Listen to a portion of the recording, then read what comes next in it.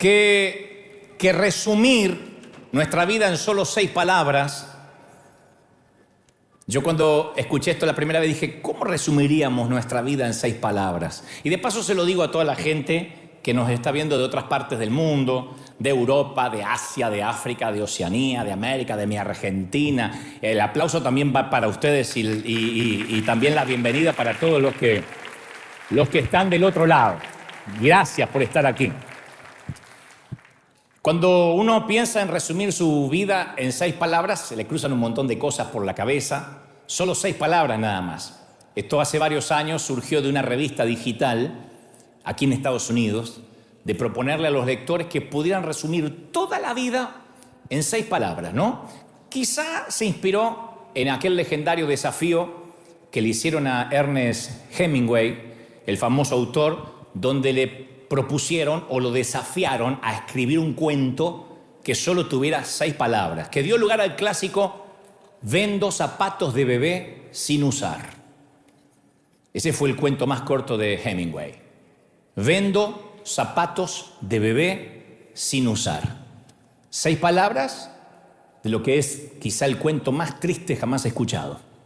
Porque no hace falta nada más para imaginar lo que oculta esa frase, lo que hay detrás de la frase, vendo zapatos de bebé sin usar. A partir, creo, de esas 6 palabras, que fue el cuento más corto y más triste de la historia, la revista digital fue inundada con muchas respuestas y el sitio web casi colapsó. Y finalmente hicieron un libro con todas las frases de los lectores que resumían su paso por la vida. El libro se llama No es lo que tenía planeado. También son 6 palabras. No es lo que tenía planeado. Ese es el libro, que lo pueden conseguir, está en inglés, no sé si traducido al español, pero por lo menos en inglés es un bestseller. Y las frases de no es lo que tenía planeado abarcan desde lo gracioso a lo irónico, porque son las frases que envió la gente, los lectores. Abarca de lo inspirador a lo desgarrador. Y algunas de las frases de 6 palabras fueron: maldecido con cáncer, bendecido con amigos. 6 palabras, escrito por un niño de 9 años que tenía cáncer de tiroides. Maldecido con cáncer, bendecido con amigos. Otra, la tumba no dirá tenía seguro. Otra, no soy buen cristiano, pero intento. 6 palabras, que creo que podrían adherir unos cuantos acá, podríamos adherir, ¿no? El desafío de limitar una historia o una vida o la crónica de una vida a 6 palabras exige concentrarse en lo más importante para captar algo que tenga sentido, ¿no?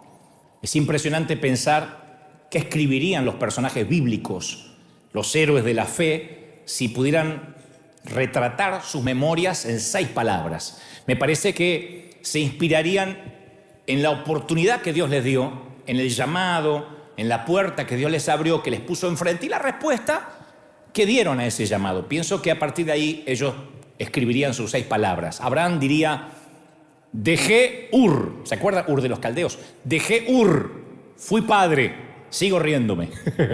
6 palabras. Sadrach, Mesach y Abednego dirían: el rey, no, si pongo él van a ser 7 palabras. Rey estaba caliente, el horno no. Noé diría: odié la lluvia, amé el arco iris. 6 palabras. Esaú diría: al menos el guiso estuvo bueno. Los que no saben de Biblia se pierden el chiste, no importa. En casa, porque algunos tienen menos Biblia que una mezquita, entonces en casa pueden preguntar. El joven rico, Jesús llamó, dije no, rico infeliz. 6 palabras, ¿no? No es lo que tenía planeado, es la autobiografía de 6 palabras que cualquiera de estos hombres y mujeres que aparecen en nuestras escrituras pudo haber escrito. En 6 palabras retratar toda una vida. Yo sé que después durante el día van a estar pensando en sus 6 palabras, a ver cuáles podrían retratar tu paso hasta la fecha. Pero estos hombres, estas mujeres, tenían planes que fueron interrumpidos, tenían una vida que fue cambiada y se les ofreció una oportunidad divina de servir. Corrieron peligro, o ambas cosas, sirvieron y corrieron peligro, porque así funciona la vida cuando Dios nos llama. Y a menudo en la Biblia, estas oportunidades, estas puertas que Dios abre, Vienen en envoltorios muy vistosos, muy milagrosos, ¿no? Inconfundibles. Una zarza ardiente que no deja duda que Dios lo está llamando a Moisés. Un ángel que pelea contra Jacob. A mí si se me aparece un ángel luchador, no dudaría que Dios quiere decirme algo. Una mano escribiendo sobre la pared. Mene, mene, tekel, uparsin. Pesado ha sido en balanza y ha sido hallado falto. Una mano que escribe sobre la pared. Un vellón, una voz, un sueño. Un burro que habla como el de Shrek. Antes del de Shrek había un burro parlante en la Biblia. Pero a lo largo de las Escrituras hay otra imagen de la oportunidad, del llamado, de la oración contestada, que a mí me resulta más fácil de identificar. Porque si yo dijera, ¿quién de aquí vio una mano escribiendo sobre la pared? Se le presentó una zarza, un burro le habló. Eso no incluye a tu esposo, hablo de un burro parlante. Entonces dirían, bueno, la verdad que a mí no. Entonces, ¿cómo Dios nos habla? Entonces, la imagen que a mí más se ajusta a la forma en que yo he escuchado la voz de Dios, o que he tratado de discernir la voz de Dios, está en Apocalipsis 3:7, donde dice, escribe esta carta al ángel de la iglesia de Filadelfia. El ángel es el pastor de la iglesia, tipifica el pastor. Escribe esta carta al pastor de Filadelfia. Este es el mensaje del que es santo y verdadero, dice Apocalipsis. El que abre y nadie puede cerrar. El que cierra y nadie puede abrir. Yo sé todo lo que haces, dice la carta, y he visto que tienes poca fuerza, sin embargo has obedecido mi voz y no negaste mi nombre, has honrado mi nombre. Eso dice la carta a Filadelfia en Apocalipsis. Entonces ahí aparece la puerta, que es una de las imágenes más ricas de la literatura. Una puerta en la poesía, en la prosa, puede significar seguridad. Cerré mi puerta con llave. ¿Cerraste la puerta? Frase de todas las madres hasta el día de la fecha, ¿no? Puede significar lo oculto. ¿Quién sabe lo que dice o hace tras la puerta cerrada? Tras la puerta, ¿quién sabe lo que pasa allá adentro? Cada hogar es un mundo. Puede significar rechazo. Me cerró la puerta en la cara. No te puedo creer, me cerró la puerta en la cara. O puede significar descanso. Para las mamás, como esta mamá que hace un ratito conocimos, que tienen bebés o niños lactantes, que la puerta del baño es su pase al Edén. Cierra la puerta del baño, le dice al esposo, ocúpate del bebé durante 1 hora y no sale más del baño porque es el sitio que puede estar a solas, ¿no? Y tranquilidad. Así que una puerta también puede darnos una imagen de paz. Pero cuando Dios le habla, lo dice a Filadelfia, no le está diciendo necesariamente ninguna de estas cosas. Más bien es una puerta abierta, símbolo de la oración contestada, de la voz de Dios. Y el tema es que para los que no vamos a ver necesariamente una mano escribiendo sobre la pared, una zarza ardiente, un burro parlante, nos toca a nosotros comprender cuándo Dios abre una puerta y cuándo es el mismo Dios el que la cierra. Eso a veces nos puede llevar toda una vida. Saber cuándo Dios dice sí y cuándo Dios dice no.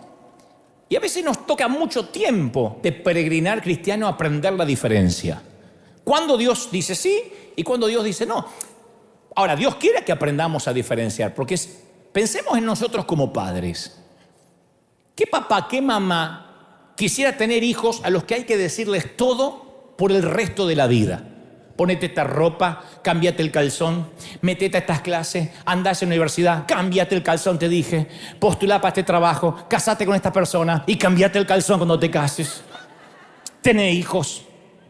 No, porque nuestra meta principal no es que ellos sean robots que cumplen instrucciones, aunque a algunas mamás les encantaría, sino que nuestra meta principal es que nuestros hijos lleguen a ser personas con criterio, con carácter, con sentido común. Y la única forma que pueden lograrlo es tomando decisiones. Ahora, desde luego, esto quiere decir que van a tomar decisiones buenas y decisiones equivocadas. A lo largo de la vida vamos a encontrarnos nosotros y nuestros hijos con puertas abiertas y con puertas cerradas. Ahora, mi pregunta es, ¿por qué algunas puertas nunca se nos abren? ¿Por qué hay puertas que por mucho que oremos no se abren? Ese es el meollo del mensaje. Esa es la cuestión que nos trae aquí. ¿Por qué a veces Dios dice sí y a veces dice no? ¿Qué parte no te entra? ¿Qué parte no entendés? Sí, quiero que hoy juntos tratemos de entender el no de Dios, porque nos va a sanar. Porque yo a veces te digo, ¿cómo te ama el Señor? Y hay gente que dice, sí, si me amara, me estaría contestando lo que le estoy pidiendo. Entonces vamos a tratar de entender el no de Dios. ¿Y por qué nos dice no? Los ejecutivos del fútbol, de las grandes ligas, especialmente las europeas, que tienen esas transacciones millonarias con sus jugadores, dicen que los cambios más grandes son aquellos que nunca se concretaron. Esos son los cambios más grandes. Y de manera similar, algunas de las mejores oraciones son las que nunca recibieron la respuesta que nosotros esperábamos. Porque nosotros cuando oramos tenemos una expectativa de la respuesta, que no es la expectativa de lo que Dios va a responder. Entonces, algunas de las puertas más grandes son las que nunca se abrieron. Las mejores, lo mejor que no pudo pasar en la vida a todos, y ahora van a saber por qué, es que ciertas puertas no se abrieran.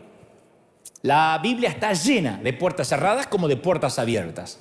La puerta del Edén fue cerrada después de la caída y Adán y Eva no pudieron volver más al huerto. La puerta del arca, ¡pac!, se cerró y no entró ningún animal más. Y no entró nadie más de los contemporáneos de Noé. La puerta a la tierra prometida, ¡pac!, se le cerró a Moisés. La vas a ver, pero no la vas a pisar.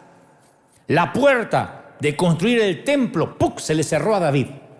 Tus manos están manchadas con sangre, así que ese es un privilegio que va a tener tu hijo Salomón. La carta a la iglesia de Filadelfia dice que el santo no solo tiene el poder de abrir puertas, que nadie puede cerrar, y ahí todos decimos siempre amén, sino que también tiene el poder de cerrar y que nadie puede abrir. Pero por lo general, no sé ustedes, pero a mí no me gustan las puertas cerradas. Nos pone frustrados. Ni me gustan ni las entiendo. Si alguien me preguntara, ¿y cuál es la motivación más importante para orar que tenés, Dante? ¿Cuál es la motivación? ¿Qué es lo que te motiva a orar? Y la respuesta es, la oración contestada. Yo nunca oro si creo que Dios no me va a contestar. Nadie ora pensando que Dios no lo va a contestar. Excepto como esa dama que noche tras noche en la campaña pasaba al frente y pedía oración. Y finalmente cuando ya se estaba por morir y Dios no le contestó, dijo, yo sabía que era inútil. Por eso Dios no le contestó, porque no tenía fe. Pero cuando uno ora, por lo general cree que Dios lo va a hacer. Entonces, cuando Dios responde una pregunta, una oración que hicimos durante años y llega la sanidad, y llega el cambio, cuando un matrimonio se salva, se restaura, cuando alguien consigue un trabajo, un empleo, yo sé que algunos son muy honestos y cuando encuentran un trabajo lo devuelven, pero otros lo conservan. Claro, cuando ocurre el milagro, ya no queremos orar más porque decimos, ya está, lo hizo, voy a orar por otra cosa, ¿no? Pero siempre tenemos como la gimnasia de seguir orando porque decimos, cada vez que yo oro ocurre algo, es como hacer ejercicio. ¿Qué es lo que nos puede pasar que nos aliente y nos motive a seguir haciendo ejercicio? ¿Qué? Adelgazar. Si la báscula, la balanza no se mueve, si es inútil. Ya estuve como 15 minutos y no adelgazo.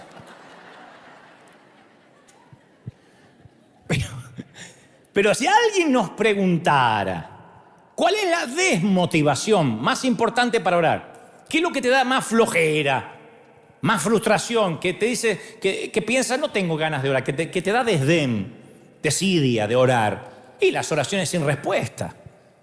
Cuando uno ora y parece que Dios no contesta. Entonces a algunos les encantaría casarse, por ejemplo, y oran durante años para conocer a la persona adecuada, pero no les pasa. Y tienen todo para dar, y tienen mucho amor para entregar, y mucho cariño para compartir, pero oran y dicen, no, tampoco me voy a casar con cualquiera por el hecho de cambiar el estado civil, pero Dios no me contesta, quiero enamorarme, quiero conocer a alguien, y uno es peor que el otro, o una es peor que la otra. O alguien lucha contra la depresión por años, y siempre ora que Dios se la quite, que se le vaya esa tristeza que a veces le embarga los domingos por la tarde, los lunes, los viernes, los jueves, los sábados. Y no pasa. Ahí está la tristeza minando tu interior. O a alguien lo engañan, o lo perjudican gravemente de manera financiera, una sociedad, o lo despiden arbitrariamente. y le pide a Dios que haga justicia. Mucho oramos eso, Señor, haz justicia, Dios ve. Hay un Dios que ve. Y la justicia no triunfa. Y parece que Dios no vio. Entonces empezamos a frustrarnos. Ni hablar cuando ninguna universidad te acepta y mandaste aplicaciones a todas. Cuando ningún médico da con la solución, ni siquiera con el diagnóstico, no te saben decir, te llenan de remedio y cada médico te da un medicamento diferente. Cuando no conseguimos compradores para la casa, o no nos rentan, no conseguimos alquiler, o no conseguimos alquilar. Cuando ningún abogado nos da esperanzas de arreglar nuestra situación migratoria, por ejemplo. Entonces vemos que los caminos están cercados con barricadas. Sabemos lo que es estar frustrado por una puerta cerrada, una puerta que parece que no se va a abrir nunca, bloqueada. Yo creo que ninguna criatura del mundo quiere sentir que la dejan afuera, del lado opuesto de la puerta, obviamente. Entonces las puertas cerradas desaniman. ¿Cómo no? Las puertas que se cierran te frustran y aparecen en un trabajo, en una relación, en nuestras finanzas, en nuestra educación, incluso en nuestro ministerio. Cuando Dios cierra las puertas dice no, y uno dice, pues si yo le quiero servir, yo lo único que quiero es hacer algo para Él y me cierra la puerta. Uno como que no lo entiende porque, uno tiene la intención noble de hacer algo, ¿no?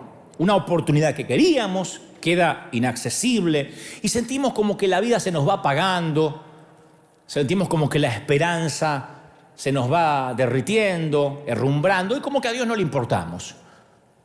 Debe ser algo bueno, pienso yo, que solo Dios tenga el poder de cerrar de tal manera que no pueda ser abierto. Debe haber alguna razón por la cual un padre puede cerrar una puerta y no lo deja al nene salir. Tiene que haber una razón. Tiene que haber una razón por la cual una madre cierra o pone alto ciertos elementos que los niños no deben ni pueden tocar. Debe haber una razón por la cual el cajón de los cuchillos tiene un precinto mientras que haya niños curiosos en la casa. Entonces muchas veces la puerta cerrada, que hace que me sienta frustrado en su momento, más adelante entendemos que es un momento de gratitud. Decimos, claro, por algo Dios la cerró. Yo a veces me descubro diciendo, Señor, gracias por aquellas puertas cerradas. Fui tan ganso en estar orando y orando para que se abriera lo que no se tenía que abrir. Gracias por esa puerta del colegio secundario que se me cerró en la jeta, porque yo no estaría acá. Me dedicaría a ser técnico electrónico en cualquier parte del mundo. Gracias por un pastor que una vez me dijo, un pastor alemán. Lo quiero mucho, pero después nos reconciliamos antes que él partiera. Pero que me señaló con su dedo huesudo y me dijo, usted no tiene futuro en la iglesia. Usted no sirve. Porque yo nunca hubiese comenzado un ministerio con jóvenes. No le habría creído al Señor si me hubiese inclinado en el apoyo del pastor. Así que yo le agradezco a aquel hombre que me sentenció de alguna manera, porque al cerrarme una puerta no me quedó otra que orar. Agradezco que una vez en Argentina alguien me dijo, si algún día liderás una iglesia en Argentina, lo voy a tomar como una traición. Ni se te ocurra algún día liderar una iglesia en Argentina. Gracias a Dios, porque no estaríamos acá, no seríamos ricos. Gracias a que las puertas se cierran, porque Dios siempre tiene algo mejor, algo más grande, algo maravilloso. Digo, ayer pensaba, y te hago el mismo desafío, no ahora, regresen acá, traigan la mente de vuelta. Pero en casa, piensen en una lista, pongan las puertas abiertas y las cerradas. Van a ver que hay un montón de cerradas que te salvaron la vida. Sí, mira, dice amén, amén, amén, una que pateó 3 novios. Dios le salvó la vida. ¿O no? Por las veces que presenté un proyecto de televisión a un canal cristiano y me dijeron, no, esto es muy mundano. Acá no vemos Biblia, acá no vemos palabra de Dios. Menos mal, no se me hubiesen abierto las puertas en canales seculares. Estaría ya dentro de la pecera, en un canal cristiano. Digo, si no me hubiesen cerrado la puerta, no me hubiese atrevido a más. Por esa oración que estuvo sin respuesta por años. Después vino, pero yo aprendí en ese desierto, en ese sequedal, en esa travesía, yo aprendí lo que no hubiese aprendido si hubiese tenido una recompensa inmediata. Aprendí mucho. Por lo que parecía una gran oportunidad financiera, por esa oportunidad financiera que nos perdimos y después nos enteramos que terminaron estafados, involucrados en una organización que terminó siendo dañina, tóxica. Entonces Dios cierra ciertas puertas por esa gente que se fue de mi lado. Y yo decía, Señor, ¿por qué se va? Tráela de vuelta. Pero Dios no me hubiese rodeado del equipo maravilloso que tengo si no hubiese cortado la cizaña cuando la tuvo que cortar. Hay gente que salió de tu lado y en el momento te pusiste a orar para que la gente se regrese. Y Dios dice, no sabes lo que estás pidiendo. Me pediste que dejar de estar drenado, dejar de estar vampirizado. Estoy limpiando tu entorno y volvés a pedir los vampiros. Entonces yo le agradezco a Dios por esas puertas cerradas. Alguna vez husmeando en las redes, no me digan amén, pero alguna vez husmeando en las redes, ¿te encontraste con aquel exnovio con el que cortaste hace 20, 30 años? Aquella chica que no te daba bolilla, ¿la encontraste? ¿Te pasó de decir, gracias, Señor? Amado Padre, qué bueno. A ver, más fotos, tiene que haber más fotos. ¡Ay, sí!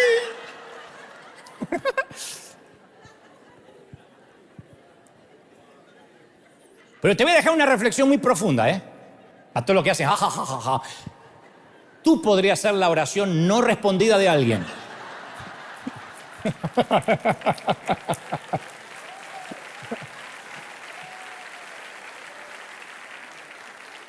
No quiero meter el dedo en la llaga, pero alguien ya te encontró y agradeció al Señor. Gracias por salvarme de eso. Alguien agradeció porque Dios le cerró la puerta que eras tú. Eso pasa, es así. Ahora, no agradecemos por todas las puertas cerradas, porque hay muchas que siguen cerradas y siguen sin gustarnos que estén cerradas, las abriríamos de una patada, si pudiéramos. Y puertas ambiguas. Jesús mismo, cuando habla de la necesidad de perseverar en la oración, dice, llamen y la puerta se os abrirá. Y da el ejemplo de la mujer que importunaba al juez y hasta que el juez le hizo justicia, aunque era un hombre injusto, de tanto que ella llamaba. Pero no dijo cuál puerta hay que seguir insistiendo. No dijo qué tan fuerte tendríamos que golpear. Tampoco dijo cuánto tiempo deberíamos insistir, ni con cuáles. Entonces, ¿cómo sabemos a qué puertas cerradas seguir llamando y a cuáles decir no, la está cerrando Dios? ¿Cómo sabemos si seguir persiguiendo ese trabajo? ¿Cómo sabemos si seguir persiguiendo a esa chica, ese muchacho? O decir, ya está, no lo persigo más. ¿Cómo sabemos si perseguimos esa universidad? O decir, ya está, no persigo más, no aplico más, ya está, me dijeron que no. O ese sueño.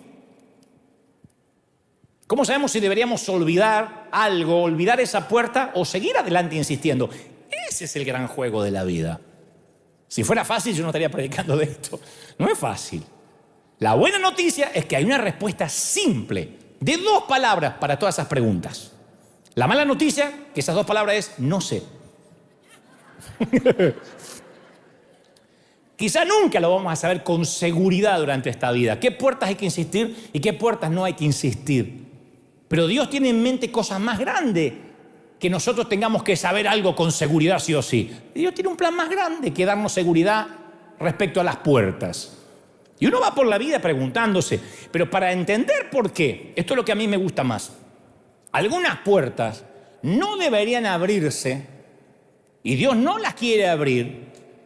Para entender por qué hay puertas que se cierran, primero uno tiene que entender y desarrollar una gran habilidad para saber qué puerta Dios cierra y qué puerta hay que empujar, porque a lo mejor el enemigo está poniendo una traba, a lo mejor es una puerta humana que quiere encerrarnos.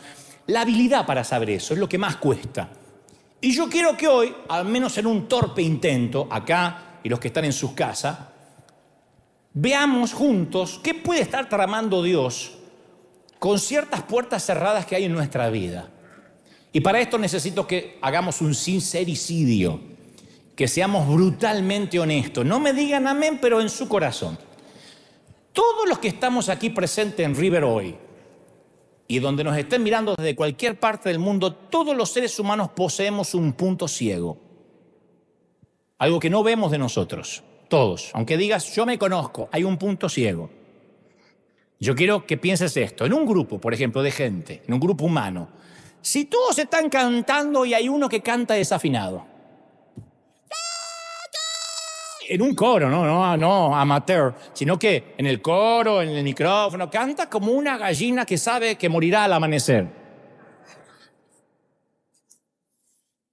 En un grupo humano, si alguien tiene un gesto irritante, un trastorno obsesivo compulsivo, un TOC, un ruido raro, si alguno en un grupo habla demasiado, habla y habla y habla y de todo, opina, si alguien es fanfarrón en un grupo, o si alguien en el grupo es amarrete, no come banana porque le da pena tirar la cáscara, devoto de la Virgen del Codo en un grupo, o si alguno viola el espacio personal, hay gente que cuando te habla se acerca demasiado y te pone acá el aliento.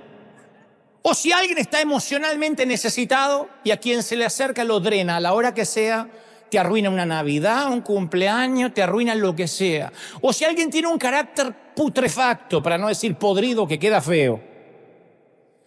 ¿Quién es la última persona en enterarse? ¿Quién es el último que se entera? El que tiene el problema. Yo, carácter.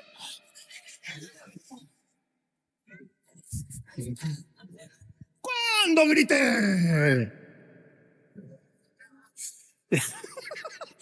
La verdad acerca de nosotros es que no sabemos la verdad acerca de nosotros. Hay un punto ciego. Las otras personas lo saben, ya te digo. Hablan de nosotros entre ellos. ¿Viste el aliento? ¡Ay, se comió un cadáver! La que se comió el cadáver no sabe. Y entre los recuerdos que todos conservamos de nosotros mismos, hay algunos que solo se lo contamos a nuestros amigos, a nuestros allegados. Otros, ni siquiera los queremos confesar a nuestros amigos porque no dan pena, lo guardamos para nosotros bajo 7 llaves. Pero hay otras cosas, muchas, que no queremos ver de nosotros, que no nos confesamos ni siquiera a nosotros mismos, no lo queremos ver. No queremos pensar que somos eso. Esta misma mañana podría decir, ¿cuántos aquí se consideran orgullosos? Inmediatamente te viene a la mente de un orgulloso que conoce, pero nadie dice yo. ¿Cuántos consideran que no comen huevo porque les da pena tirar la cáscara? Nadie. Oh, yo conozco uno que es peor. Nadie se piensa en uno mismo. Entonces la autoconciencia es esencial para distinguir por qué Dios no abre una puerta. Ahora te voy a explicar, el conocerte. Porque para saber por qué Dios a veces dice no, definitivamente, tenemos que estar muy conscientes de lo que nos está pasando a nosotros por dentro. ¿Por qué estamos orando lo que estamos orando? Pablo le escribe a la iglesia de Roma, en Romanos 12:3, y les dice, por la gracia que me ha sido dada, que nadie tenga más alto concepto de sí mismo del que deba tener. Más bien, que piense con sensatez, sentido común, conforme a la medida de fe que Dios repartió a cada uno. O sea, para saber qué puertas Dios abre y qué puertas Dios cierra, tenemos que convertirnos en expertos mundiales en conocernos a nosotros mismos. No en conocer al pastor, al otro, en conocernos a nosotros mismos. Si uno no es un experto mundial en uno, en conocerse bien las virtudes y las miserias, no vamos a entender por qué algunas puertas están cerradas, porque no tenemos sensatez. Entonces tenemos que tomar conciencia de cómo hizo Dios nuestra forma de ser, cómo estamos cableados. Uno tiene que mirarse al espejo alguna vez y decir, a ver, ¿cuáles son mis intereses? ¿Cuáles son mis convicciones? ¿Cuáles son mis capacidades? Y ahora, ¿cuáles son mis defectos? No hay nadie. ¿Cuáles son? Además de los que devuelve el espejo, los de adentro. Y ser consciente de qué parte de nosotros son las que deseamos evitar pensar. Porque hay muchas cosas que no queremos pensar que somos así. Generalmente juzgamos al otro por las acciones, pero a nosotros no juzgamos por las motivaciones. ¿Viste lo que el otro me hizo? Punto, lo sentenciamos. Pero cuando uno hace algo y dice, es que no lo quise hacer, no fue mi intención. Nosotros no hablamos de nuestras acciones que lastiman, hablamos de nuestras motivaciones. Bueno, pero yo no lo quise lastimar. Aparte yo soy así, a mí me sale. Yo vomito todo lo que tengo para decir, porque si no me atraganto acá. Punto. Entonces a veces hay que verse al espejo y discernir las puertas que nos rodean, pero para eso necesitamos tener conocimiento del mundo interior que tenemos. ¿Por qué estamos orando lo que estamos orando? Porque la falta de autoconciencia es una incapacidad espiritual gravísima. El no conocerse. Es el gran síndrome que tenemos muchos creyentes, la falta de sentido común. La falta de conocimiento de sí mismo. Dice Pablo, que piense de sí mismo con sensatez. No hay mucha gente que piensa con sensatez de sí mismo. No hay. Yo me he criado en las iglesias escuchando decir, oh, Dios no es poderoso para hacerme presidente si quiere. Amén, gloria al Señor. Y no estudió nunca nada el tipo. Oh, Dios no es poderoso para que yo pueda tocar la guitarra. ¿Fuiste a aprender? No, pero Dios me da poder para tocar. Y tocaba el desgraciado. Era un desastre. Oh, Dios no es grande para darme un auto así, último modelo. Ni siquiera puede mantener una casa, ni la familia, ni trabaja. Pero yo ya le impuse las manos y no entiendo por qué Dios no me da ese auto. Le llaman a hablar en fe. Le llama a confesar. Yo le llamo a hablar sin conocerse. Sin sensatez. Sin sentido común. Es como aquel que no se baña, tiene mal aliento, no se educa, olor a patas, pero ora por la chica más linda de la iglesia. Vos lo ves a él, decís, Señor, oye, llévatelo, te lo mandamos. Pero él mira a aquella despampanante y dice, esa quiero para mí, no menos que eso. ¿Él se vio alguna vez lo que está pidiendo? ¿Por qué lo irían a elegir? O al revés, ¿no? Le falta el sentido común. Ahora, Dios es poderoso para que la chica se desmaye y caiga a tus pies. Sí, capaz que le baja la presión y se desmaya, pero no es que se va a casar. Es gente queriendo levantar una cosecha que no es suya. Yo entiendo lo que es el poder de Dios, pero entiendo también lo que es la capacitación, la preparación, el ensayar, el hacer las cosas con excelencia. No tenemos que tener urticaria la excelencia, porque eso a veces falta de sensatez. Por eso tenemos tantos cantantes desafinados, predicadores aburridos, administradores fracasados, matrimonios infelices. Porque hay mucha gente que se ve a sí mismo con sensatez. Que se ve a sí mismo como debe ser. Entonces, cuando Dios puso una puerta abierta delante de la iglesia de Filadelfia, les hizo algunos comentarios. Le dijo, yo sé que tus fuerzas son pocas.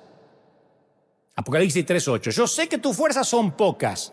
Probablemente no era lo que querían escuchar. No es una buena manera de comenzar una profecía.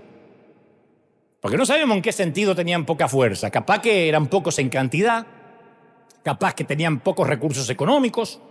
Capaz que eran de una educación de bajo nivel. Y esta carta circuló entre 7 iglesias. Así que no solo la iglesia que recibió el mensaje se enteró que tenía pocas fuerzas, sino que las otras 6 también se enteraron de que tenían pocas fuerzas en Filadelfia. Tenían que aceptar la verdad acerca de sí mismos si querían atravesar la puerta abierta. Tenían que entender que si iban a atravesar la puerta iban a ser con las fuerzas de Dios, no con las fuerzas de ellos. ¿Hasta ahí me siguen, sí o no? Entonces le dice, yo sé que tienes pocas fuerzas. Lo primero que le hace es que se conozcan a sí mismos. A ver dónde están parados, en tiempo y espacio. Al mismo tiempo, las pocas fuerzas no es la única verdad que recibieron de parte de Dios. También les dijo en Apocalipsis 3:8, sin embargo, has obedecido mi palabra y no negaste mi nombre. Eso también está bueno. Además de ser de pocas fuerzas, eran obedecedores de la palabra y honradores de su nombre. Y la puerta abierta que Dios les ofreció llegó con toda la verdad de ellos, tanto lo negativo como lo positivo. Dios nos tiene que dar un shock y decirnos, este sos, ¿está? Cuando hay presión, estás colapsando siempre. Quiero que sepa que me estás pidiendo un ministerio, pero cuando alguien habla mal de vos, no lo aguantás. Cuando alguien te critica, querés ir a buscarlo a la casa y quemarle la casa con el Ku Klux Klan. Eso te pasa, ¿estamos?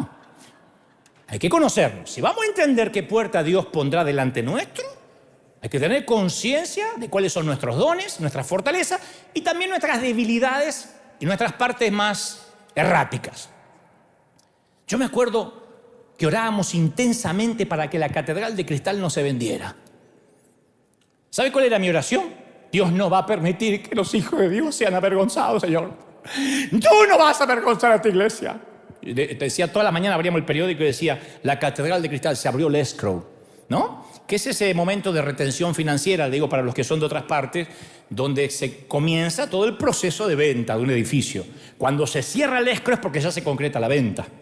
Entonces cuando decía, fue a escrow la catedral de cristal, yo decía, no, Señor, tú no vas a permitir que el escrow se cierre, es una prueba, prueba, no se va a cerrar, porque tú vas a hacer el milagro, Padre, tú vas a hacer el milagro, Padre, en el nombre del Señor. Yo lloraba. Mi motivación no era que Dios se avergonzara, porque yo no tengo por qué cuidar la reputación de Dios. Mi motivación era qué iba a pensar la gente si se vendía. Yo estaba preocupado por mi reputación. De hecho, inmediato, apenas se vendió la catedral, aparecieron los que estaban esperando eso, ¿no? Y decía, ¿y ahora qué van a hacer? Ahora quiero verlo a Dante, ahora quiero ver a los hispanos eso. Recuerdo a un pastor, ex amigo.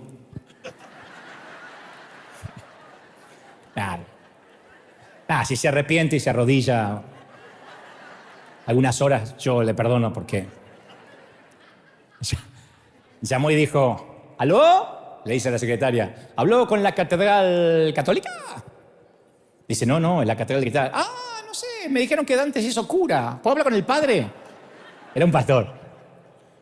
Entonces, ahora no dejo de pensar qué hubiese pasado si Dios hubiese oído mi oración, si la catedral no se cerraba. Número uno, nada de lo que pasó hubiese pasado y no estaríamos aquí y no seríamos River, un río que no se ha detenido y llegó a todas partes del mundo. Mira si Dios sabe o no sabe.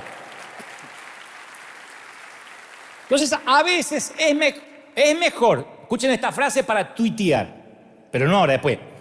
Es mejor reconocer que pasamos por una puerta equivocada a pasar el resto de nuestra vida viviendo en una casa equivocada. Hay gente que por no reconocer que se equivocó de puerta, que se equivocó al pedir eso, al forzarlo, prefiere vivir en la casa equivocada por el resto de la vida. Che, no era esta puerta. Pero ya entré. No voy a salir, ¿qué van a decir la gente? Y vive en una casa que no era de él. Por eso cuando voy a orar por algo debo pensar, ¿qué me motiva a orar? ¿Qué hay en mi mundo interior?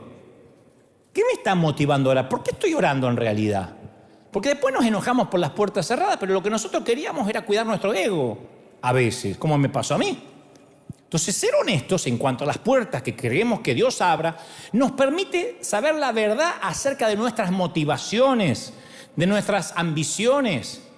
Ahora, si uno quiere que se hagan los planes de Dios, tendríamos que estar dispuestos a conocer verdades sobre nosotros que no nos van a gustar. No vas a encontrar lo que encuentres. No te va a gustar lo que encuentres. Cuando uno excava arqueológicamente en su interior, no le gusta lo que ve. En Mateo 20 hay una historia asombrosa, comiquísima, es bizarra. Pero algunos la pasan por alto. Pasan por alto estas historias algunos oradores porque le ponen un tono sacro. Hipertérrito al leerlo, dice la palabra. Pero si uno lo lee con ojos nuevos, es una historia bizarra. Es sacada de un vodevil, parece un paso de comedia. Dice, mientras Jesús subía a Jerusalén, lleva a los 12 muchachos, a los 12 discípulos aparte, y les cuenta en privado lo que va a suceder. Yo creo que Jesús eligió este momento porque les tiene que decir la parte más fea de su ministerio. No les dice que va a haber milagros, que van a pasar al otro lado a liberar endemoniados, que resucitarán muertos. Le dice la parte más espantosa. Escuchen, le dice. Yo me imagino, si esto fuera una película, la música tétrica de suspenso. Dice, miren, subimos a Jerusalén, donde aquí el Hijo del Hombre será traicionado.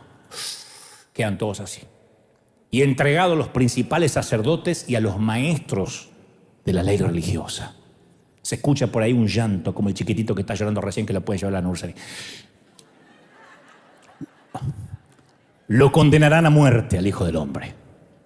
Luego lo entregarán a los romanos para que los romanos se burlen de él. Él está hablando en tercera persona, pero de sí mismo, ¿no? Y los discípulos consternados. Lo azotarán con un látigo. Esto lo cuenta Jesús en Mateo.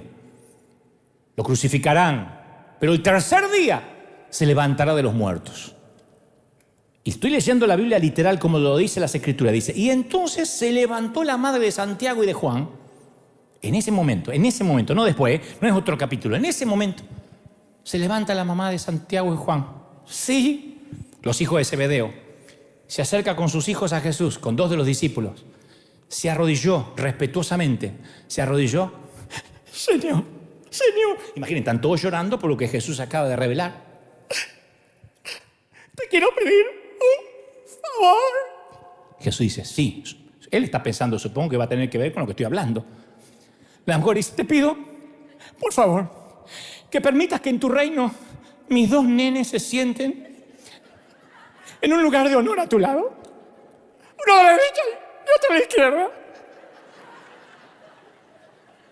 ¿Qué está pensando esta señora?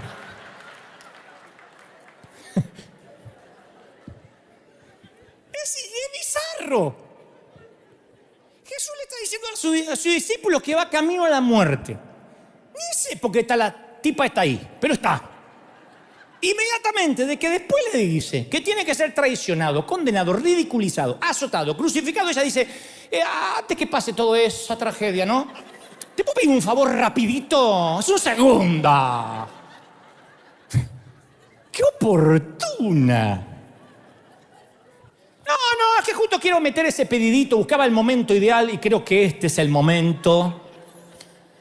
Antes que empiece toda la tragedia, toda esa cosa, ese rollo de que te van a matar. ¿Me puede hacer un favorcito? Ya conoces a mi hijo, Santi y Juansi. Y los dos tipos. Son tus discípulos, ¿eh? Antes de que seas humillado, martirizado, en tu máximo acto de amor desprendido y sacrificial, mesiánico, ¿te puedo pedir un ascenso para los chicos? ¿Puedo lograr que suban de categoría? Yo sé que tienes 12 discípulos y todo ese rollo, que todos son iguales.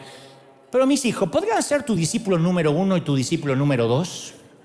Los muchachos no le tienen que preguntar esto a Jesús porque trajeron a mamá que hable por ellos. Lo único que tienen que hacer es quedarse ahí, fingir que esto no está pasando, mirar para abajo, la cara de los otros 10.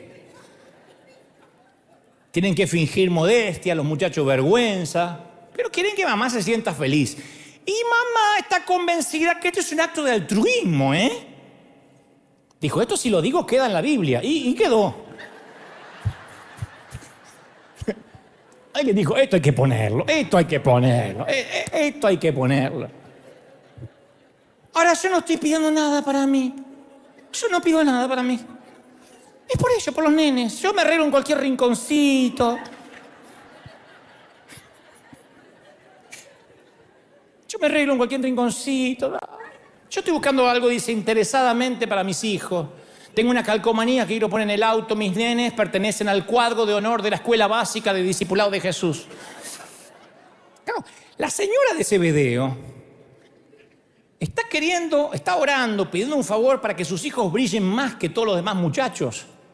A veces es posible que como padres querramos empujar a nuestros hijos a algo y nos engañamos a nosotros mismos que queremos hacerle bien, que es por ellos. Y a veces nuestros hijos queremos que atraviesen esas puertas, las puertas del progreso, pero en realidad se trata de nuestro ego. Nosotros queremos eso porque no pudimos y lo queremos hacer a través de ellos. Esto es lo que está pasando acá.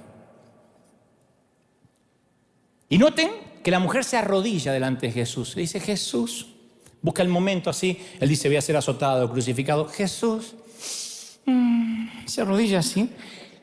Es una actitud de humildad, de sometimiento, pedido bien, no estaba pedido mal, no vino a reclamar, está pidiendo con humildad. Dicho de otra manera, es posible engañarse a sí mismo de modo que a veces hacemos actos de presunción, de arrogancia.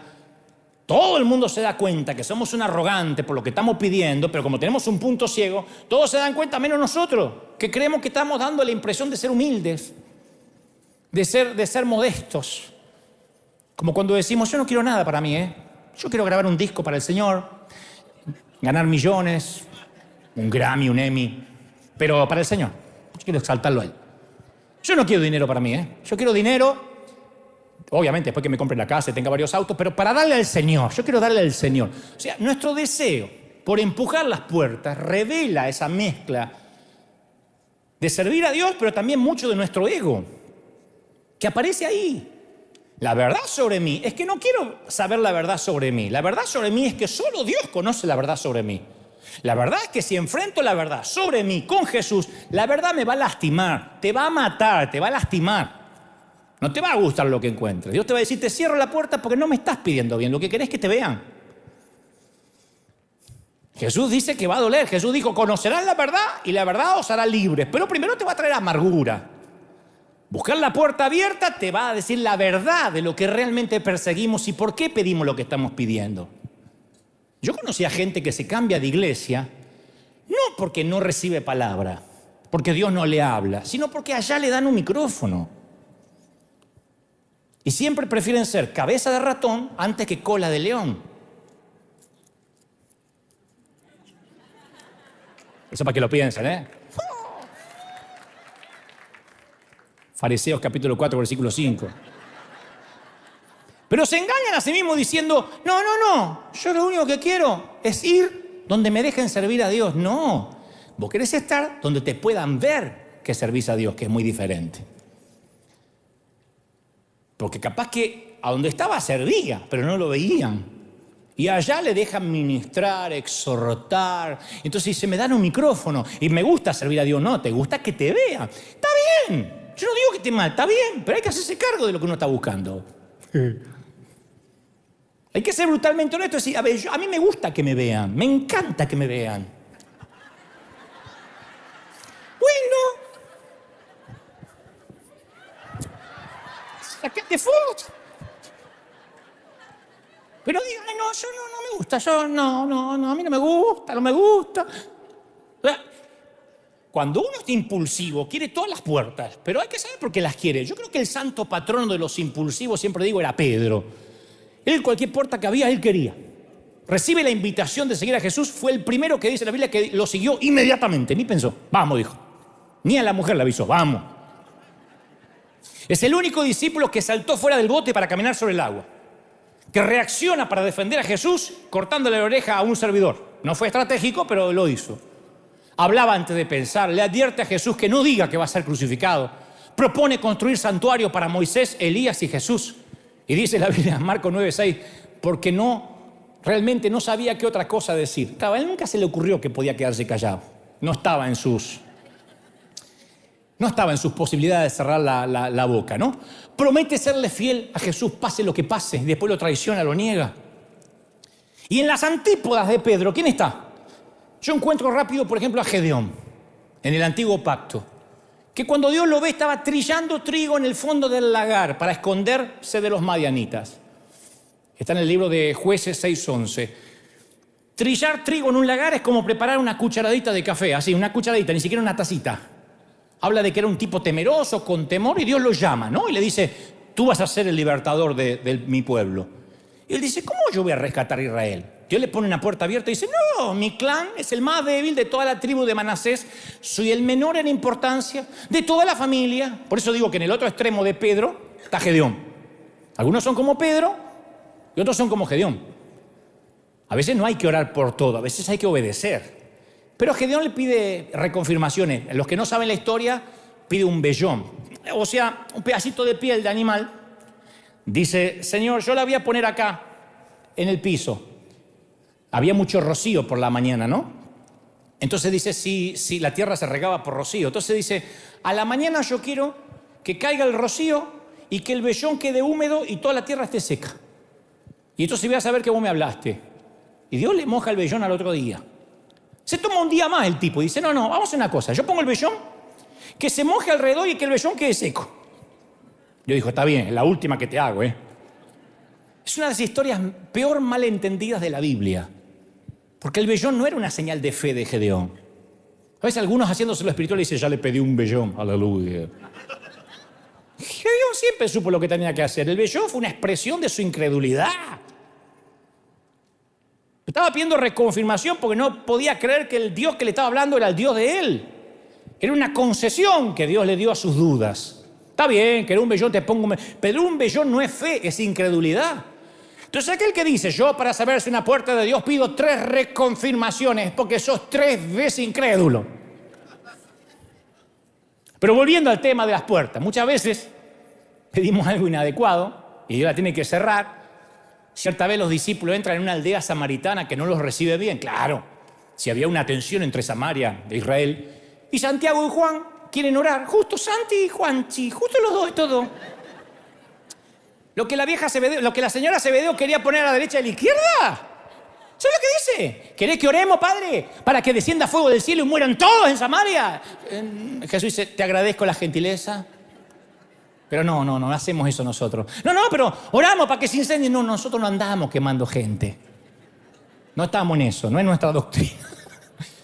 Aunque hasta el día de hoy hay muchos así que le encanta mandar al infierno a los otros. Si vas a arder, aleluya, te voy a ver arder. Hay gente que son como los hijos de la doña Zebedeo, ¿no? Entonces toda la Biblia vemos puertas cerradas, respuestas a pedidos equivocados. En 4 ocasiones, 4 personas diferentes, Moisés, Jeremías, Elías y Jonás, pidieron la eutanasia, morirse. No voy a decir quién más aquí, pero más de uno dice cómo me gustaría. Mi mamá quiso morirse desde que nació. Le pusimos en la tumba, por fin.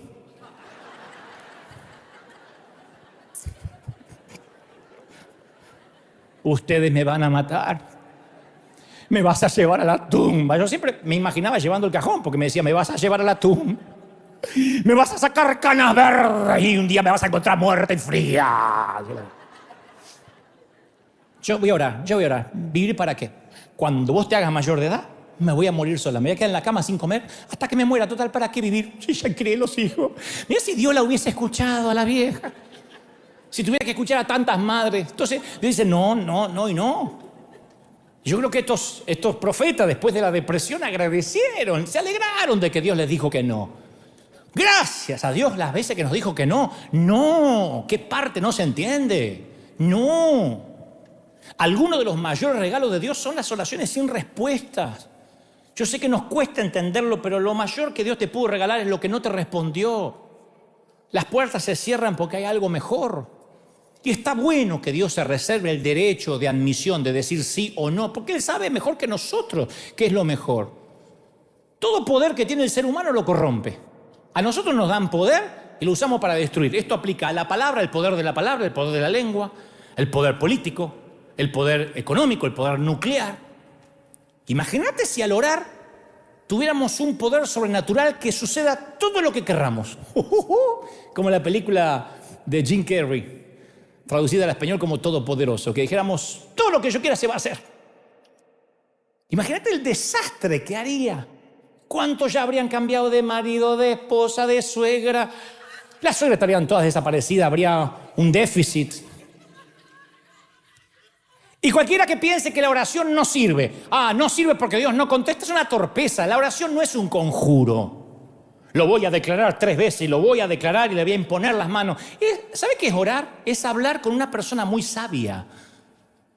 Dios, que a veces te va a decir sí y a veces te va a decir que no. No es declarar, no es un conjuro. No es abracadabra, no son 3 deseos al genio de Aladín. Es hablar con alguien que es sabio y te va a decir cuándo conviene que la puerta se abra y cuándo te va a decir no te conviene. A veces te va a explicar por qué y a veces no te va a explicar por qué. Nosotros no le explicamos a nuestros hijos por qué no a veces. ¿Por qué no? Porque no hay punto. ¿Querés que te diga cuál es la oración que más se hace? La oración que más hacemos todos, acá y en cualquier parte del mundo, te va a decir, Señor, cámbiala, Padre. ¡Cámbiala! Transfórmalo. A la noche en la cama, Señor, tócalo, transfórmalo.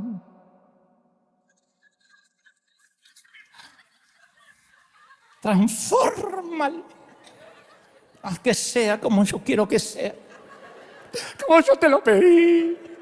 Si Dios no te lo eligió, lo elegiste vos. Haz lo que haga, lo que yo quiero que hagan. Siente por esa cabeza que te entre. Y estás orando. Y siempre queremos que Dios moldee a los demás que nos rodean, en lugar de orar por nuestra propia vida. Siempre estamos por el otro.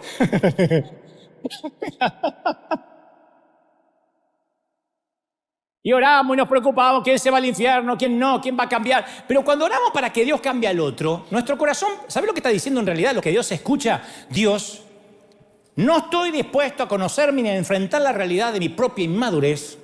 Entonces, ¿me harías un favor de reformarlo al otro para que se acomode a mi disfunción, para que me alimente el ego? Eso es lo que Dios escucha. ¿Lo podías cambiar? Yo no pienso cambiar. Yo no voy a cambiar. 40 años tengo como para andar cambiando. Cámbialo a él.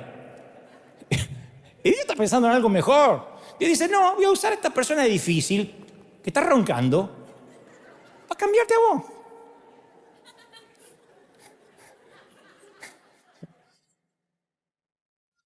Otra que no durmió anoche.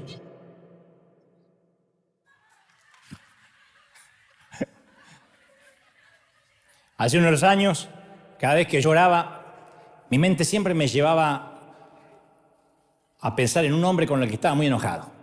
Con alguien que a mi criterio me hizo mucho daño, al ministerio. Entonces, y me recordé orando una vez, dije, gracias, Señor. Una oración muy rara que hay en el libro de Segunda de Reyes. Dios me habló, o eso creí. cuando en un momento unos muchachos se burlan de Eliseo, que era pelado. Decían, pelón, pelón. De verdad, está en la Biblia. Y él los maldijo en el nombre del Señor. Dijo, pelado tu abuela. Bueno, no sé si dijo así, pero los maldijo. Y un par de osos salieron y los despedazaron a los que se burlaban de él. Y dije, voy a orar. Yo puedo orar así por este tipo. No pido mucho. Que lo desmembren un poco, que quede en silla de ruedas. Señor, haz tu obra, Padre. Señor, manda tus osos. Y me di cuenta que mi enojo era algo que estaba empeñado en ignorar y que mientras que más me aferrara al enojo, no podía orar con las manos abiertas ante Dios. Ahora, no significaba que necesariamente tenía que restaurar la relación, pero alimentar el rencor es una cosa y dejarlo ir es otra. Lo que tenía que aprender era a madurar en la frustración de las relaciones difíciles, a madurar, a que eso no cambie mi estado de ánimo, a que deje la gente ir, que vuele por fuera de mi radar. Así que Dios me dijo, no le voy a mandar oso para que le arranquen los brazos, para que vos te quedes feliz. No hacemos eso. Un oso. No hacemos eso. No quemamos gente. No quemamos aldeas. En el Nuevo Testamento un hombre llamado Simón, que había sido hechicero, estaba tan fascinado con los dones que los quería comprar. Dijo, yo ofrezco dinero para tener estos dones. Él no quería ayudar a la gente, él quería impresionar a la gente. Y Dios dijo, yo no reparto dones, no doy ministerio para que te saques fotos y las cuelgues en Instagram para que veas cómo yo te uso. No hago eso. Pablo fue a Dios y le pidió que le quitara la espina, un aguijón en la carne. Se lo pidió reiteradamente y Dios le dijo, no te voy a quitar el aguijón para que te agrandes, te salga el argentino de adentro y te creas mayor que los discípulos. Que recibió una puerta cerrada. Y esa puerta cerrada trajo el regalo más grande que la extirpación de la espina. Pablo entendió que la gracia no iba a llegar hasta que esa espina fuera parte de él. Siguió con la espina. La espina, que era dolorosa, también produciría algo maravilloso en su espíritu. La espina, que de alguna manera estaba ligada a la debilidad de Pablo, que dicen que era una debilidad, le iba a desarrollar su capacidad de ser un canal de bendición. La puerta de la extirpación de la espina fue cerrada para abrir la puerta de la gracia, para que sea abierta a él y a la gente. ¿Sí o no? Miren, Israel, casi termino, Israel, el pueblo de Dios, tenían un sueño, querían ser una gran nación. ¿Qué le dijo Dios? No. Derrotados, exiliados, pidieron en oración no tener que pasar por ese padecimiento. ¿Qué habría sucedido si Dios le decía sí? Si Israel se hubiese convertido en una gran potencia mundial, con una gran cantidad de dinero, con petróleo, con grandes ejércitos, si nunca hubiese estado exiliado, si se hubiese quedado con su fe para sí mismo, sin compartirla, nunca hubiese tenido profetas que soñaban con otro reino, un reino mayor, un reino espiritual para toda la humanidad. Cuando se le cerraron las puertas de la grandeza militar, la grandeza política a Israel y la grandeza geográfica, se abrió otra puerta pequeña para otro pueblo, con otro tipo de misión, y que cambió al mundo entero hasta la fecha y nos convirtió en una superpotencia que traspasa la frontera. Alguien tiene que decir amén. Y Dios conoce en persona el sufrimiento de las puertas cerradas como jamás lo conocerá ningún ser humano. Dios le ha dado a cada ser humano la llave de la puerta de su propio corazón, y él no entra por la fuerza. Dice, mira que estoy a la puerta y llamo. Yo leí la carta de un papá cuya hija de 8 años le diagnosticaron una enfermedad que pone en riesgo su vida, y él dice, todos los días oro por sanidad. Una carta que llegó a la oficina. Todos los días trato de entender. Le pido a Dios, ¿podrías hacer que me enferme yo? ¿Podría enfermarme yo en lugar de mi pequeñita? Estoy tan enojado con Dios. Me puso en la carta en imprenta, estoy tan enojado con Dios. Trato de aguantar, pero estoy enojado, Dante. ¿Por qué el cielo permanece callado ante la oración de que sane a mi nena? Y yo sé que tú también estuviste en ese lugar en la vida, o en alguno parecido, o algún día lo estarás. Y no te puedo dar una explicación, timarte y decirte que tengo las respuestas, porque nadie tiene todas las respuestas a esto. Solo puedo señalarte a una persona. Puedo decirte que en el corazón mismo del Evangelio, acá, hay una oración sin respuesta. Jesús, arrodillado en el huerto, dice: Padre, si es posible, quítame este sufrimiento. Luego agrega: no quiero que sea mi voluntad, sino la tuya, pero no quiero pasar por esta copa. Es la oración más desesperada jamás pronunciada por nadie que jamás haya vivido en este mundo, del corazón más puro que latió jamás, pudiendo ser liberado del sufrimiento más injusto que jamás se conoció. Lo único que consiguió fue silencio. La copa no fue apartada de él. El pedido fue rechazado. No. Y de ese dolor no deseado, de ese dolor inmerecido, vino la esperanza del mundo que rehizo la historia. Porque la respuesta definitiva a la angustia humana, incluida la angustia por esa oración sin respuesta, es la cruz empapada en sangre, donde el Hijo de Dios sufrió porque su Padre le dijo no. Entonces nadie tiene toda la respuesta. Pero esta semana pensaba, ¿qué pasaría si todas esas oraciones que hicimos recibieran un sí?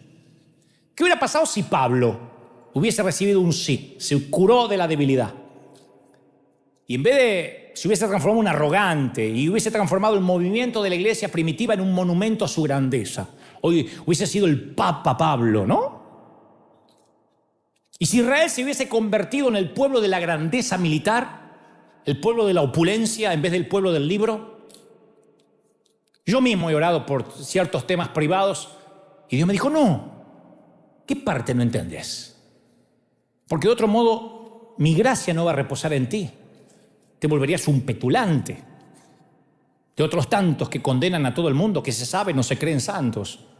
Hasta a mí me ha dicho: sería bueno que digas de tanto en tanto que no sos pastor. El apóstol Pablo dijo: yo soy el más insignificante de los apóstoles. No me llamen apóstol, no soy digno de ser llamado apóstol, porque yo perseguía a la iglesia de Dios. Así que yo adhiero a esas palabras y digo: yo tampoco soy digno de que me llamen pastor, aunque pueda fungir como tal. Porque de verdad, no es falsa modestia, debo ser el más insignificante, el que más cuenta sus problemas. Entonces, en un ámbito donde todo el mundo se pelea por un micrófono y por ser apóstol, Pablo se avergonzaba de ser apóstol. En mi caso no es que me avergüence. Como digo siempre, no quiero que la pastoral se avergüence de tenerme a mí entre su fila, que diga: no me comparen con ese payaso. A mí sé cómo Dios me llama y me basta. Entonces no sé por qué algunas oraciones reciben un sí y por qué algunas reciben un no. Pero conozco la angustia del no, cuando uno quiere en sí, más que ninguna otra cosa en el mundo. Es espantoso cuando te dice no. Pero no sé por qué. Lo único que sé es que en la cruz, el no de Dios a su Hijo se convirtió en el sí de Dios a todos nosotros. Y la noche antes de morir, estaba tratando de explicarle a sus discípulos las cosas terribles que iban a ocurrir, que ellos no tenían que darse por vencidos, que esto no era el fin. Y ahí Juan pinta la terquedad de los discípulos. Dice Juan 16:16. Jesús les dijo: ya no me van a ver, pero después me van a ver. Ahora no me verán por un tiempo, un ratito. Como dicen en algunos países, un ratico. Pero después sí. Dice que ellos decían: ¿qué quiere decir con que dentro de poco ya no le veremos? Y un poco después se insistían: ¿qué quiere decir con eso de dentro de poco? No sabemos de qué habla. Y Jesús se dio cuenta. Y le dijo: ¿se están preguntando qué estoy queriendo decir? Los discípulos dicen: sí. Estamos preguntando qué quieres decir. Ellos querían que las puertas se abran ya, ni siquiera esperar un ratito. En su impaciencia quieren que las puertas se abran ya, como algunos de nosotros hoy. Y Dios dice: dentro de poco, en un ratito. Juan necesitaba decirnos esto y lo deja claro en la Biblia para que entendamos que Jesús le dice: ahora ustedes están tristes. Es un poquito. Pero voy a volver y se van a poner tan felices que nada te va a quitar la alegría. Al final el gozo va a ganar en tu vida. Vas a estar feliz. Alguien tiene que decir amén. Y dice Jesús: oigan, y no tendréis más preguntas. Le dice a los discípulos: no habrá más preguntas. Porque los discípulos siempre, como nosotros, estaban preguntando. ¿Te diste cuenta de eso? Toda la Biblia es pregunta. ¡Hey, Jesús! ¿Puedo sentarme a tu diestra? ¡Hey, Jesús! ¿Cuántas veces tengo que perdonar a este tipo? ¡Hey, Jesús! ¿Por qué nació ciego este hombre? Jesús, 70 veces 7 tengo que perdonar a Leiva que hoy subió tarde a tocar el teclado. Jesús, ¿qué significa esta parábola? Jesús, ¿deberíamos ordenar que baje fuego del cielo para matar a los samaritanos? Jesús, ¿cuál de nosotros es el más grande? Jesús, ¿qué significa dentro de poco? Jesús, ¿no somos así? Jesús dice, siempre estás preguntando por qué. Y todos hoy tenemos esa pregunta. ¿Por qué ese nene de 6 años tiene un tumor? Jesús, ¿por qué ocurrió ese terremoto en México? Jesús, ¿por qué mi padre murió de COVID? Jesús, ¿por qué mi matrimonio se vino abajo? Jesús, ¿por qué no me quito la depresión? Jesús, ¿por qué se cayó un edificio en Miami? Amigo mío, déjame decirte, dice el Señor, las cosas se van a poner feas. Vas a ver cosas terribles, cáncer, hambre, guerra, virus, cuerpos lisiados, traición, abuso, transgresión. Pero después, aunque a ustedes les parezca un tiempo largo, en la escala de la eternidad es un ratito. Dentro de poco, en un ratito, me verás nuevamente. Y yo voy a acomodar todas las cosas en su lugar. Y el gozo va a ganar. Tendrás tanta alegría que no harás preguntas. Ahora tenés preguntas porque estás del otro lado de la puerta. ¿Por qué tengo que sufrir? Pero algún día, de un modo que ninguno de nosotros podemos entender ahora, vamos a agradecer por todas las puertas que te cerré, todas las puertas que te dije que no, porque vas a estar gozoso. Vamos, póngase de pie y dale el mayor aplauso de la historia al Señor de señores. Vamos, dale un aplauso al Señor grande. Ahí en casa también, dale un aplauso al Rey de Reyes y al Señor de señores. El Rey está en casa. Cuando venga ese día, dice Jesús, ya no preguntarás nada. ¿Qué día va a ser ese? Cuando el gozo sea tan grande, ¿qué vas a andar preguntando? Cuando no es necesario pedir explicaciones, no habrá más preguntas. Y yo sé que estás impaciente por la puerta que se cerró, por las puertas que no se abren, pero Dios me dice que dentro de un poquito, di conmigo, un poquito, fuerte, un poquito. En casa también, un poquito. Gracias que las puertas se cerraron y Dios nos bendijo tanto. Vamos a orar. A los que están en casa, yo quiero que repitan conmigo esta oración. Si es la primera vez que escuchas este mensaje, si es la primera vez que entiendes lo de las puertas cerradas, yo siempre digo, no habríamos transmitido al mundo si las puertas del edificio no se hubiesen cerrado. No habríamos sido este río que nos conocen en todas partes, que hemos bendecido, si las puertas no se hubiesen cerrado. Benditas puertas cerradas, porque Dios siempre tiene algo mucho más grande y mejor. Y a los que hoy dicen, yo no tenía la menor idea por qué tenía que escuchar este mensaje, te invito a recibir a Cristo en tu corazón. Aquí te vamos a ayudar. Repitan conmigo, digan, Señor Jesús, te recibo como mi Salvador. Entra en mi vida, transfórmame, cámbiame, limpia mis pecados. Anota mi nombre en el libro de la vida. Amén y amén. Y no importa si eres católico, musulmán, si eres testigo de Jehová, conservador, liberal, tradicionalista, no sé, lo que sea, mormón, Dios me dice que te diga cómo te ama el Señor. Cómo te ama el Señor que te cierra puertas cuando te las tiene que cerrar. Te ama, princesa. Te ama, príncipe. Te ama el Señor. ¿Tú lo crees? No. ¿De verdad que lo crees? Te ama el Señor. Di conmigo, me ama el Señor. Y por eso te cierra puerta y te dice que no, porque tengo planes de bien para ti y no de mal, dice el Señor. Vamos, en casa también, no se vayan todavía en casa. Y aquí, levanten sus manos y comiencen a clamar a Dios. Voy a orar para que niños, jóvenes, ancianos y adultos reciban esta bendición de parte de Dios. La presencia del Señor lo ha inundado todo, momento a momento. Son los últimos minutos. Pero antes de irnos, quiero que sientas que el Señor te ama. Que si Él ha detenido algunas cosas, ha sido porque tiene cosas mayores que ojo no vio, ni oído yo, ni han subido a tu corazón, dice el Señor. Te ama el Señor. Todos clamando. Mirá, hay gente encendida en fuego. Hay gente clamando ahora. Hay gente que está clamando y diciendo, Señor, es el poder del Espíritu Santo. Momento a momento, minuto a minuto, la gloria crece. Yo puedo sentir que algo ocurre. Y allí, en Europa, Asia, África, América, Oceanía, se está liberando algo nuevo. Dios está diciendo, yo he cerrado edificios, yo he cerrado incluso ministerios para que mi iglesia salga a las calles, para que mi iglesia transforme las vidas, para que la palabra sea oída, para que muchos entiendan que iglesia es la gente, que iglesia no es la actividad, que Dios, que Cristo es más importante que la liturgia. Yo he dicho no para traer un mover y un avivamiento a las naciones. Lo declaro, lo creo. Declaro que la bendición ha llegado aquí momento a momento. Estoy orando por enfermos, estoy orando por los que necesitan, por los que están clamando para que la gloria del Espíritu inunde tu cuerpo, tu alma y tu espíritu. Aleluya, lo creo y lo declaro en tu nombre. Decimos amén y amén. Bendito sea el Señor. Aquí en casa, firme como talón de oso, escuadrón de búsqueda en combate contra las filas invasoras. Nos vemos aquí, Dios mediante, en 7 días. Y nos vemos, por supuesto, obviamente aquí o online. Chao, hasta la próxima. Dios te bendiga, gente.